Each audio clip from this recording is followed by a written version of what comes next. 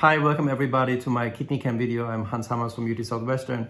I was asked the question, how do we dose patients? How do we dose adjust? There's quite some anxiety around it for patients. Am I on the right dose? Am I using too much or too little? Most of the dosing questions actually surround the pills, the drugs that target the blood vasculature, less so with immunotherapy. Immunotherapy is, something where we just start therapy and then it really doesn't stop for a long period of time. That's just how these drugs work. So the most important one is actually the pills, and there is a clear dose efficacy relationship, but also a clear side effect relationship. And so when we start patients on these pills that target the vasculature of the tumors, we talk to them about finding the right dose, because those patients will try to stay on these drugs for as long as possible. They only work as long as the patient is taking these pills. And so optimizing drug exposure and benefit to adverse event or side effect ratio, I think, is a critical topic.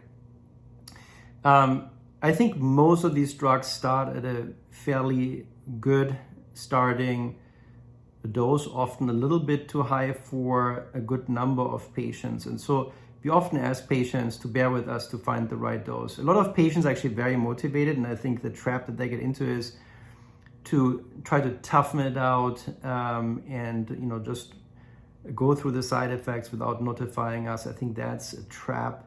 It can lead to a lot of side effects, discouragement, and decreased motivation. So I think it's really important to work early on with your oncologist. Once starting the pills, you often typically be seen in 2 to 3 to 4 weeks latest to look for side effects such as high blood pressure, diarrhea, hand-foot syndrome, fatigue, etc. And then most of us will try to potentially find a schedule where you have scheduled drug interruptions, breaks, and then often restart at the same dose. So some patients can be on it for 2 or 3 weeks, take a break, and then go on. Often those patients are encouraged to work autonomously, meaning patients will know when they need a break, so to say. It's often better than aggressive dose reduction, which can be a problem. So I hope this helps a little bit. Again, work with your oncologist, discuss with them those issues, and then go from there. All the best to KidneyCAN. Bye-bye.